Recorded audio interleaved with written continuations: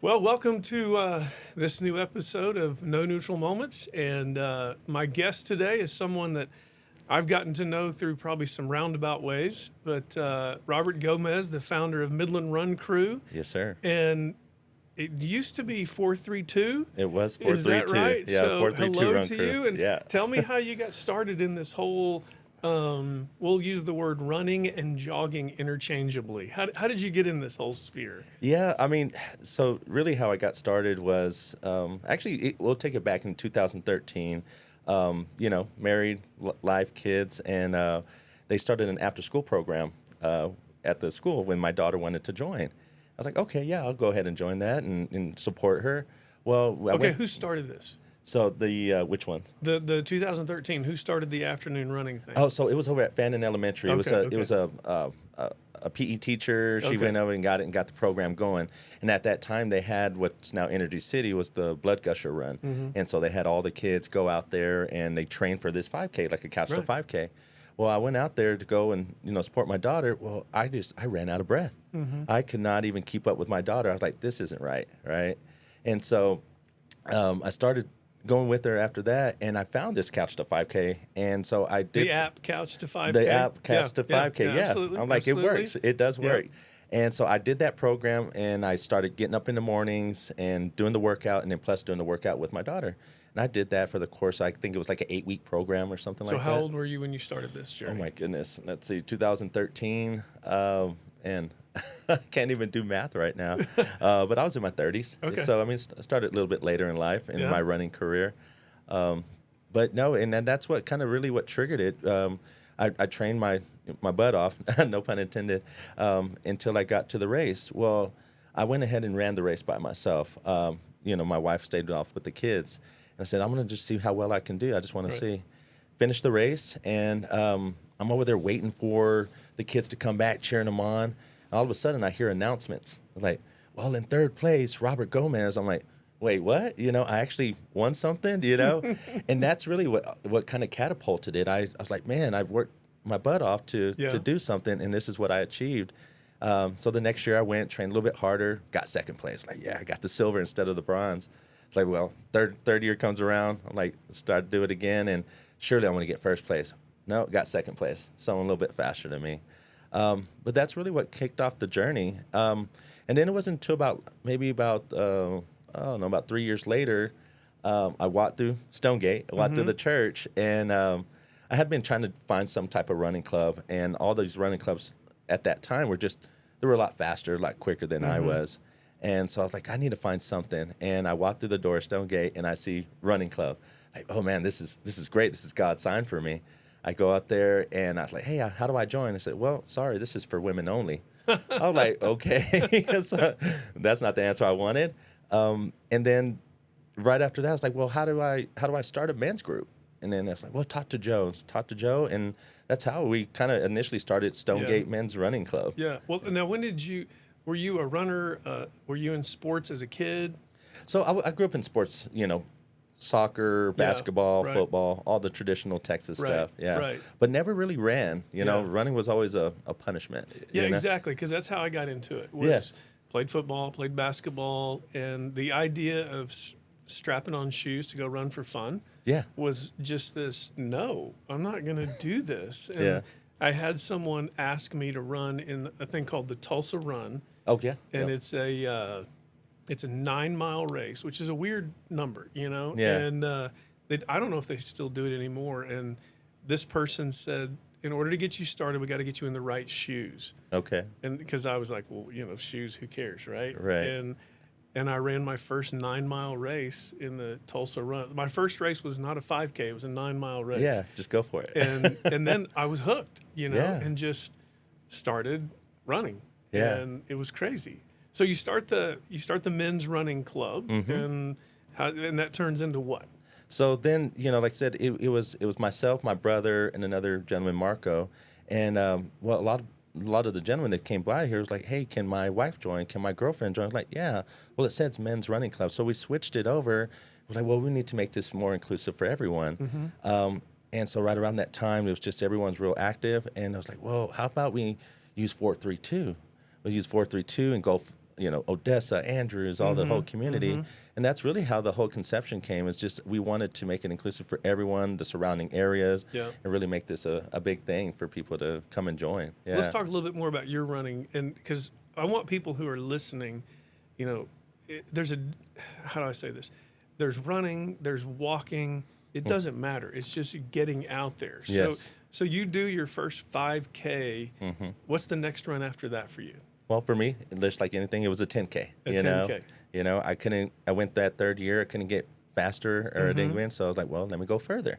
So I went to a 10K, did my 10K, and then from that point went to a half marathon, and then to a marathon. Just kind of went the steps of a runner per se. And then afterwards, I wanted to keep going further. Then I started doing ultra running, and trail running, things like that. So what's your furthest race you've run in? My furthest race was 100K. 100K, which is what? 62 miles. 62 miles. miles. So 100 kilometers, And what was that day like? Oh, man, that was a day of, it's a roller coaster, just ups and downs. In a marathon, you always hit that wall, right? 18 to 22. Yep. And it's real. It's really real. Your body wants to, shut down, and your brain says, why are we doing this? Yeah, and it hurts just as much to walk as it does to run. Yeah, so you might as well. You might as well try to find that sweet finish spot. this deal. When I was in San Diego running that marathon, they actually had an inflatable. I don't know if this was smart or not. They had this huge inflatable thing over the road that said "The Wall." Yes. At 20 miles. Like, well, that is not helpful at all. No. And I wasn't.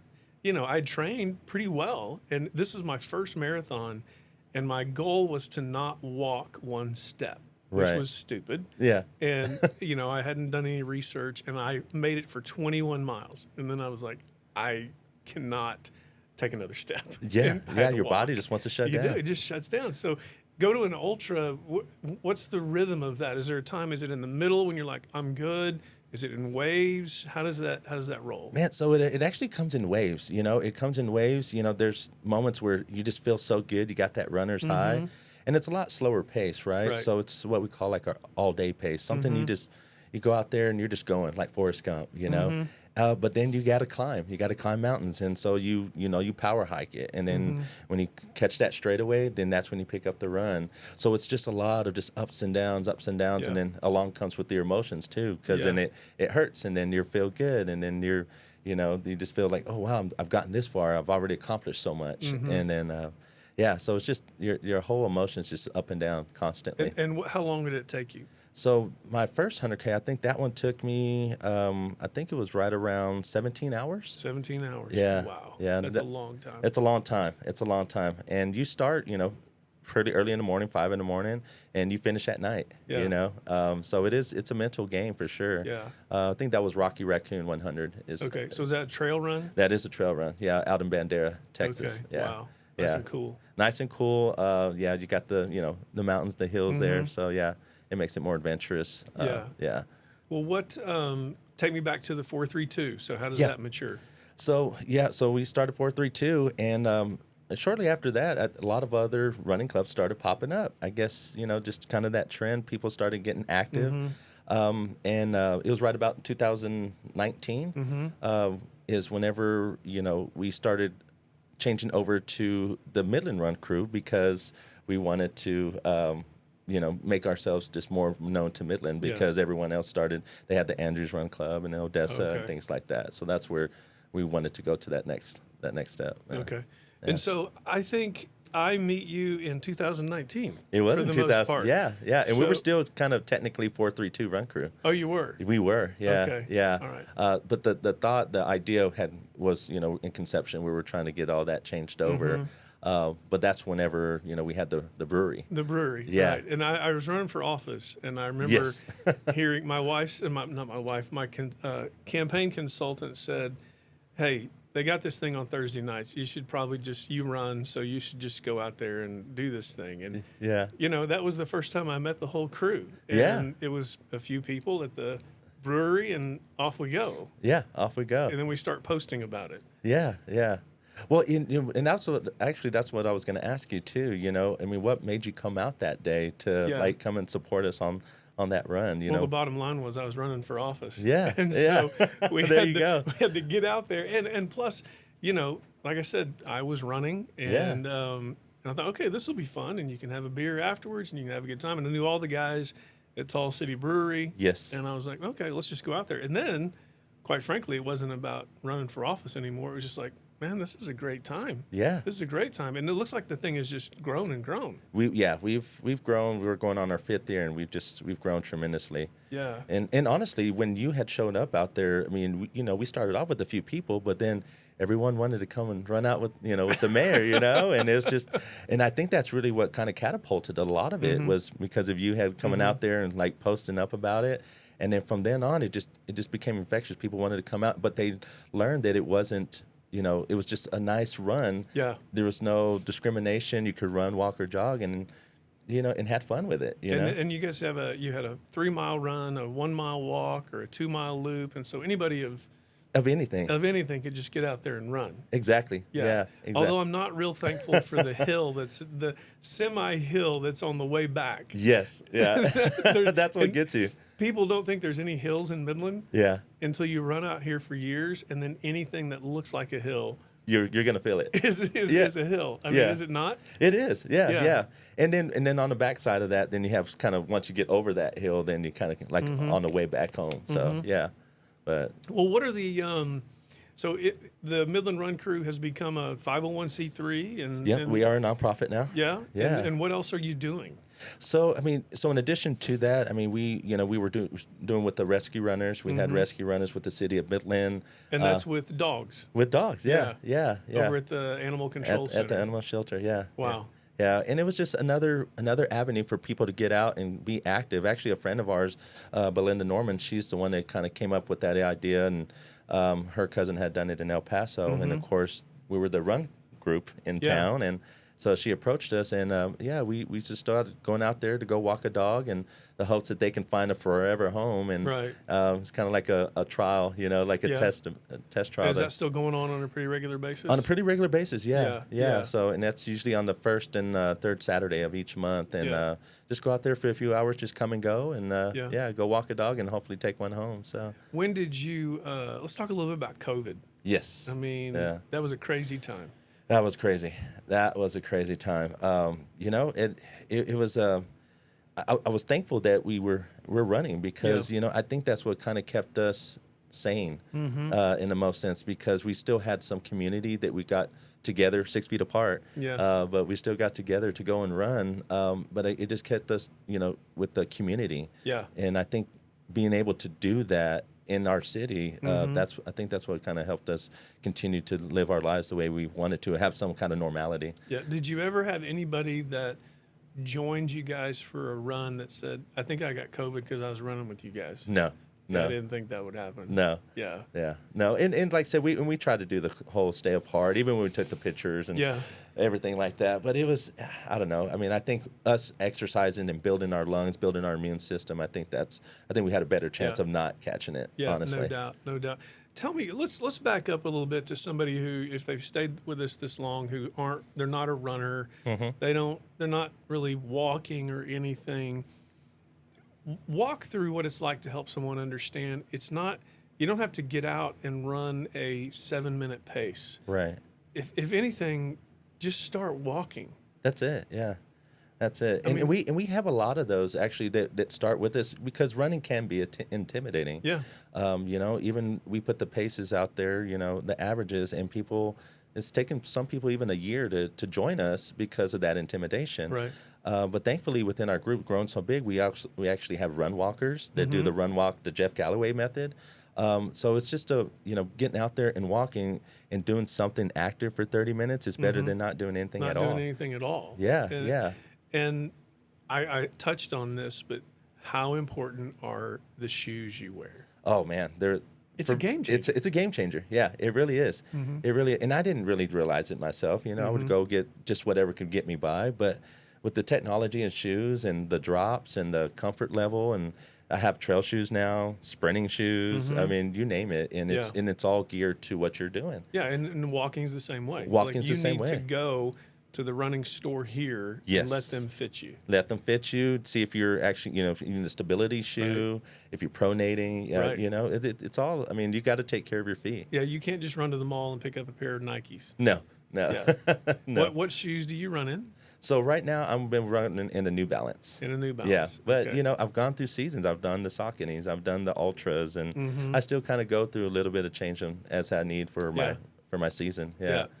When I ran that first marathon, I just did what everybody did. I went and got another pair of Nikes, and that's all I was running in.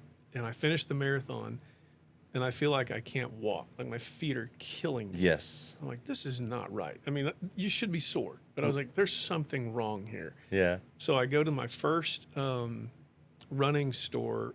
Let's see, what was the name of it? It was, gosh, why did I just forget the name of it? Luke's Locker in Dallas. Oh wow. Okay. And we didn't have anything here in Midland at the time. This was way back in the early 2000s. So I go to Luke's Locker and I walk in, and I've never told this story in public. And it's this kid that runs track for SMU. Yeah. And he's from South Africa. And I walk in and I go, hey man, I need to get fitted for some shoes. So he puts me on the treadmill. He says, let me watch you for a little bit. And I was like, okay. And then we get down and he starts measuring my foot. And he goes, do you do triathlons? Yeah. And I said, well, I've done one. And Yeah. he said, well, you should. With flippers like these, you ought to be able to swim well. Oh my goodness. And I wear a 10-4E shoe. Okay. He says, you have the widest foot. And he goes, everything you're doing to your foot is killing it. Yeah. And so now it's all this only brand of shoe that I can wear. Yeah. And it's the Sauconys. Yes, And yeah. that's it. And Yeah. because everybody's like, my goodness, you like have snowshoes for feet. But it makes a difference. It does. Yeah. And you have to cater to your specific needs, It's not going to be one size fits all, you know? And that's one of the reasons why I started wearing Ultras, because I had a wider toe box. My foot could breathe. And so more shoe companies are now recognizing that. And so there are a lot more options. Yeah. What's your advice for somebody who is getting started? Like, what have you seen cause people to want to continue running? And what have you seen that makes them just go forget it? Well, really, it was a good story. Actually, there was a gentleman that came over to our Rise and Run down here that we also do on Saturdays. We were hosting a run clinic, and we kind of just the running readiness, what to do, what to prepare for, and we finished up that session. He goes, "Man, I'm so disappointed." I was like, "Oh, okay, why?" Well, I thought I was gonna, learn how to breathe and do all these things. And I said, well, first of all, why do you want to run? He goes, well, my wife, she runs and it's so easy, and I want to be able to run with her. And it goes, but every time I run, it's just so terrible. It hurts. I'm like, okay. I said, well, you're just overthinking it. So, I think in order for people to want to run, they have to have joy in it, right? So I think that's what has a lot of people come back, is whenever they can do that. I actually invited him over to the Tall City Beer Run. I said, do me a favor, just run and don't think about it. Yeah. Just go for fun. He finished that run. He came back. He goes, that was fun. But he was just overthinking about the breathing and the techniques and stuff like that. I think if people just starting in, that's what deters people, because they're overwhelmed. Do you see that more with men than with women? And I say that because oftentimes you find yourself trying to compete rather than just run. Yes. Yeah. And compete against yourself. And the older you get, you're going to get slower. I mean, unless you're going to start competing at some elite level, and then it gets even harder. Yeah. And it's, I don't know about you, but the hardest thing for me to do is run 3 miles. Yeah. Even when I'm training for a marathon, the first 3 miles are still the worst. They're still the worst. Yeah. Yeah. And it depends on the day too. I mean, there's some days the first mile is a killer. Your body's not woken up yet. Your breathing's not right. Maybe you slept wrong the night before. But yeah, it's always those first 1 to 3 miles, and that I think there's a little saying that that's a lie. Once you settle in, then you start getting into your pace, into your rhythm. Yeah. What other advice would you give a new runner? A new runner, honestly, I would say just to get out there and start somewhere. I mean, if you can't run a complete mile, that's okay. That's all right. That's all right. Yeah, just go out there, see how long you can do. Say you can run a minute. Yeah. Well, do a minute, right? Do a minute at a time, and then walk a minute. Do that for 30 minutes. run a minute, walk a minute, until you start progressing. Yeah. And then maybe the next time, once you get better, run 2 minutes and then Yeah. walk a minute. You know, it's all about those small little progress steps, those little stepping stones that get Yeah. you. I mean, that's honestly how I started with Jeff Galloway method is doing that. Is I couldn't run a full mile, you know, and I just had to do little chunks at a time. Yeah. Yeah, until I can actually start running a mile out all nonstop, and then I ran 3 miles nonstop. You know, I just think people need to not try to tackle so much all at once. Right. Yeah. Right. And I And think, especially if you've never run, don't find your marathon and go, I'm going to go run a marathon. Like you really should go 5K, 10K, do a half. yeah, You know, I never did a half before I did a full, but I'd run anyways. in training. Yeah. And so I knew I when I first moved here. How long have you lived here? Oh, all my life. your life. All my life. Yeah. So we moved here in '99, and we live in this neighborhood. We lived at the time in this neighborhood called Grassland. Oh yeah. Okay, Yeah. so, and nothing's out there at the time. You know, Stonegate's not out there. Lowe's is out there. Abel Junior High. There's no academy. There's nothing out there, Yeah. right? And the Loop has really just opened, and so I was like, I'm just going to go out for a run. And you know, when you have kids, I usually ran after they went to bed. You Yeah. know, and so told my wife I'm just going to go out for a short run. So if you're from Midland, this will make sense. If you're not from Midland, I'll try to make it make sense. You're right. And remember the old putt-putt that used to be out there? Yeah. Okay, so I run out that direction, and what is now Holiday Hill Road, okay, I take a left. I go north up towards, is it Bluebird or Mockingbird? Mockingbird. Yeah. Yeah. And nothing's out there. There's no Kent Quick out there. There's nothing out there. There's an apartment complex out there. And I still have not lived in Midland long enough to know that just because you can see something doesn't mean it's close. Right. Right? Right. And so you can already tell I'm out of Grassland. I'm down Holiday Hill Road. I'm at Mockingbird. And I don't know the geography well enough. So I thought, well, if I just turn left here, then there's going to be a place for me to turn back into Grassland. Right. No. There was no place to turn. And it's this 2-lane highway at the time. Yeah. And it's starting to get dark. I don't have a cell phone. Yeah. And the next place I can turn to get back towards Grassland is Highway 158. Oh man, you went way out there. So I have, and now it's dark. People are honking at me, and I go down Highway 158, and I finally get to the Loop. And you know, my wife has no idea where I'm at. Yeah. I don't know what the Loop is. It's probably 5 to 6 miles by Yeah. the time I get done. And that was my experience of learning in Midland. You better know your course Yes. before you take off. Exactly. And I was like, I'm sorry, I have no idea where I was. So it can get dangerous. It can. And that's, now that we're kind of developed, I mean, we have routes throughout the whole Yeah. of Midland, so it makes it a little bit easier, and then people more frequent it, so now they can Right. kind of get used to Yeah. where they're going, and not get lost. Yeah. And people here need to be aware also that when we're getting to the season now where if you don't run early in the morning Yes. or you don't run late in the evening, it's a dangerous place to run. It is. Whether traffic or heat or a combination of yeah. both. It's just, it's terrible. It's Yeah. terrible. Even, I mean, during the summer, it's 80 degrees in the morning, but it's better than 105 Yeah. in the afternoon. And you just evaporate so quick. You don't know how Yeah. fast you can dehydrate. Exactly. People aren't aware of that. So you got to be careful. Yeah. What's the future for the Midland Run Club? Man, I really sky's the limit. I mean, I would like to think. We want to continue hosting events. We have our Rise and Run. We do. Tell me more about the weekly schedule. Yeah, so our weekly schedule, Tuesdays, Track Tuesdays. Okay. Memorial Stadium, we usually do our speed work intervals, things like that. Thursdays is our 6 miles before 6 a.m., kind of coined that little phrase there. But we also have different options as well. But so we have our 6 before 6, and it's usually at Stonegate at the parking lot there. And then Saturdays are our long runs. It's usually from Memorial Stadium or other places, depending on our training. And then every third Saturday, we're here at Centennial Park. Every third Saturday. Every third Saturday, Okay. yeah. And that's a more of a HIIT style workout, more cardio based. But kids, I mean, all ages, all fitness. Yeah, we utilize our hill downtown. Oh, yeah. Yeah, have them run up there, do jumping jacks, things Yeah, like that. yeah. But it's, it's like I said, I think for the future Midland Run Crew is just to build that community. I mean, more and more each week we have new people that join. We have new runners that join, and especially transplants, people that Yeah. don't live here, Yeah. and they're used to the Austins, the Houstons, and they need that sense of community, and it's just an easier way to get plugged in because there's some familiarity there. It's So Track Tuesday. Track Tuesday. And then what's after that? 6 before 6 on Thursdays. But then Thursday night, Thursday nights is is the our brewery run. Tall City Beer runs. Yeah. And that runs till what? September, October? To end of October. End of October. When the time change. Okay. Yeah. So and it's is it every still Thursday. a 5K, and then there's a 2 mile or a 1 mile loop. People So can we do have that. a 1, 2, and 3 mile 1, option. 2, and 3 mile. Yep. Yeah, and then the So food trucks are usually there. Food trucks are and there. all that good stuff.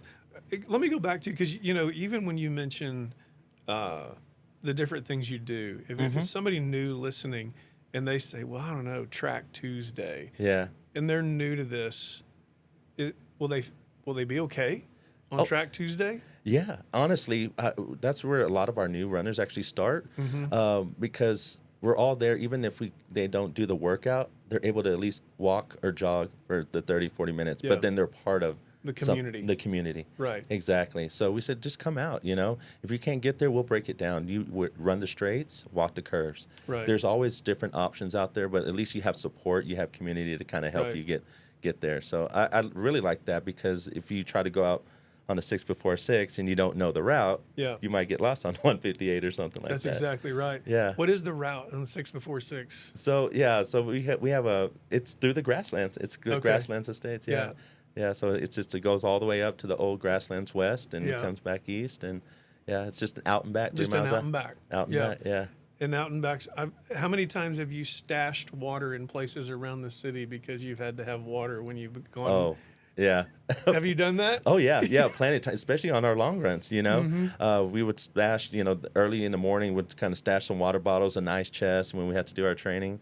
But now, since we have grown, there's people that we have little coolers inside. A lot of our fellow runners has coolers right in their porch. Okay. And so we kind of purposely design our routes to Right. go by there, and then they'll have drinks, popcorn. He has his little cooler right there at his house, and which if you know popcorn, he's our local legend. Yeah. And he always has snacks and things like that for us. Yeah. Yeah. Yeah. What is your favorite? 2 more questions. Yeah. What is your favorite fuel when you're running?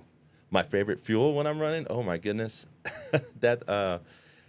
man, when I'm out running, I tend to just, I drink a lot of water, but usually in the morning I'll have my banana or an oatmeal right before I start.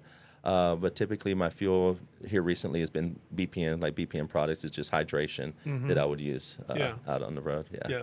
Have you ever made the mistake of training with fuel and then consuming what they give you on the course and realizing that was a mistake? Yes. Yeah. Yeah. Well, and especially because if you don't know what they're offering out on the course, I've had some. It was I can't recall it, but man, it messed up my stomach pretty bad. Yeah, I wasn't used to it, but I needed hydration, Right. and so I took a chance, and Bad deal. bad deal. Bad deal. What is what's the dream race for you? The dream race. Well, I've attempted to run Leadville twice, and that's the 100 miler. That's the 100 miler. Yeah. Yes, and I've done it twice so far, and both times I've hit 50 miles, but I didn't meet the time cutoff. At 50. At 50. Okay. Yeah, I still What'd you miss it by? seconds, which it's painful. Yes. Yeah. it's painful. Very painful. Yeah, if you looked at the watch, I was within 30 seconds of hitting that. I mean, I literally I could see the barrier, and I'm sprinting as fast as I could possibly, and the cutoff queen just says no, right there, and I can see it. And I said, let me just go by. And I'll catch up. She wouldn't let me, and I mean that was a hard pill to swallow. Wow. That was probably my very first DNF, which did not finish, and man, it humbled me quite a bit, but it also and it just, like, I let people down because I had a lot of support with the community. I was also fundraising. So there was a lot that went behind that race. So ultimately, I still want to go back to finish it. Do you have to qualify for Leadville? You do. You do have to qualify. Thankfully, I got in from a fundraising event. So we, for First Ascents, I was helping raise money for them for young youth that was, either battling some kind of cancer or some kind of illness, and it provided them opportunities to do adventures outside of that. But if not, you do have to qualify. You got to qualify. Yeah, and there's some really great races that you qualify for. Yeah. So, yeah. So I said 2 questions. I lied. No worries. Have you listened to or read Dave Goggins' book, Can't Hurt Me? I have not. I Okay, have not. you have got to do that. Yes, yeah, I have not. I heard a lot of people love David Goggins, and they get motivated. They get motivated by it. I think for me, my my self motivation is what keeps me going. But I just kind of channel my why. Why am I doing it? So there was a great reel that came on right before Leadville, and it's trying to find your why. Why do we run? Why do we do 100 miles? Why do we do what we do? Why do you do it? Man, honestly, it makes me feel like I'm part of something, that I can do something if I put my mind to it. Because, I don't know, you think of things that you try to achieve, and you just don't want to limit yourself. Yeah. You don't want to limit yourself. So if you push yourself past that boundary a little bit at a time, Right. and then you're like, wow, I actually achieved that. Right. And it goes back to my first 5K. I never thought, it's perception, right? I never thought I could run a 5K. Now I'm running 100Ks and attempting 100 miles. So it's all about your mindset, and if your why's big enough, you'll achieve it. You'll achieve it. Yeah. Yeah, that's funny. Yeah. Well, not funny enough. It's just unique. How can people get in touch with Midland Run Crew? So they can follow us on Instagram, Facebook. We actually have a website now. Okay. Yeah, MidlandRunCrew.com. Okay. So yeah, follow us at Midland Run Crew. And, What are the needs of Midland Run Crew? what are the needs? Yeah, what needs do you have? Are there any, or just for people to get involved? But really, for people to get involved, yeah, just we do have memberships now, so they can sign up. We'd love to have our members go on there. We do have a sponsorship program as well for being a nonprofit. So yeah, we'd love for them to come out and kind of support us. Really, the need is for that. If we have our memberships and our sponsorships, we can continue doing what we do. Yeah. Our hopes is to continue putting on free events, fun family events. So we do a lot. We have a lot coming down the pipeline. That I think people are going to be excited about, in addition to our weekly stuff. So, will there ever be a marathon in Midland? So that we've had that discussion, and I Yeah. think there's that possibility still. With on the Energy City race, you've done that one plenty of times, and we've actually been toying around with that idea. And I think at one point, maybe 5-6 years ago, there was a marathon. It was between Midland and Odessa. Yeah. But I think we're going to try to maybe get that back. Yeah. What would be in your opinion, for a marathon in Midland? What do you think would be the optimum? I mean, between Midland and Odessa, that's just a brutal straight line shot. It is. And that would be brutal. It would be worse than brutal. It is, because it's just an out and back 13 miles back. Yeah. So yeah. I mean, ideally, I would love. We actually kind of mapped one out a while back, starting from the old Christensen Stadium and running the loop. Lubbock did it years back, and they ran the whole loop and went over the overpasses. But again, it's another out and back. Yeah. So really, our struggle would just be the routes and crossing major roads and things like that. Right. We even thought about the possibility of even doing the ECR, Energy City race twice. Just do it twice. Just loop it. Just loop it. Yeah. So we don't know. We'll see what happens on that. Well, I mean, is there a lot of discussion? You think there'd be a lot of people who'd want to run that? I think there would be. So. I think the Energy City just double it up. I think so. Yeah. And they're coming up on their 10-year anniversary as well. Is that this year? It's 10 years this year? 10 years this year. Wow. Yeah. So definitely, if you're here, definitely be a part of it. That's incredible. When is the race? I don't even remember. It's going to be in October. It's in October. It's in October. Yeah. Wow. Yeah. And it's always. I mean, that's our biggest event that we have here. Yeah. It sure is. Yeah. So I mean, I think with enough people, they sent out a kind of a survey, and there's people that want a full marathon here. Oh yeah. Yeah, we'll have to do it on a Sunday, of course, but yeah, I think it'll be great. Yeah.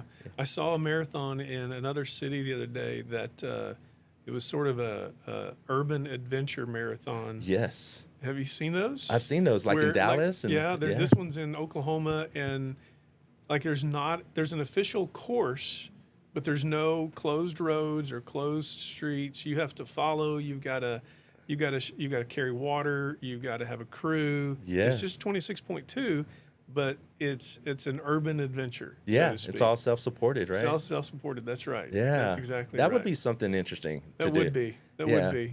We'll see. Yeah. Any closing remarks? Anything you want people to know about Midland Run Crew or you, or what's going on? Well, I mean, as far as Midland Run Crew, we just want people to come and join us. Yeah. I mean, our phrase is, we want to meet you, where you're at, meet you where you're at, and then take you where you want to be. That's really cool. Yeah. That's cool. Yeah. What's the next race for you? My next race, honestly, I have nothing on the books right now. Nothing on the books. No, but we do have a big group that's going out to the Rebel Rockies to go qualify for Boston. Where is that? You mentioned that before we went on Yeah, air. so that one's out in Denver, Colorado. In Denver. Yeah, Oh, so okay. the elevation, it's start about 10,005 and they go down to 5,000 foot. So it's all Wow. downhill course. And everybody listening thinks that going downhill is like this great thing. That's miserable It is. sometimes. It's hard on your body. It is, yeah. Very difficult. It's very difficult on your knees. You got to really build your quads up, and yeah. But for me, I'm just really enjoying seeing other people succeed Yep. right now. Yep. And having Midland Run Crew helps to keep me accountable. Yep. But I get to just walk alongside these people and just kind Yeah. of cherishing their accomplishments, and that's a win for me. Yeah. You've become the running Sherpa. That's great, man. Thank you. I That's appreciate awesome. that. It's yeah. great to be with you. Yeah, you Thanks too. so much. Yeah, And yeah, good luck to appreciate the it. Midland Run Crew. Yeah, thank you. All right. We'll see you again soon. All Thank right. you.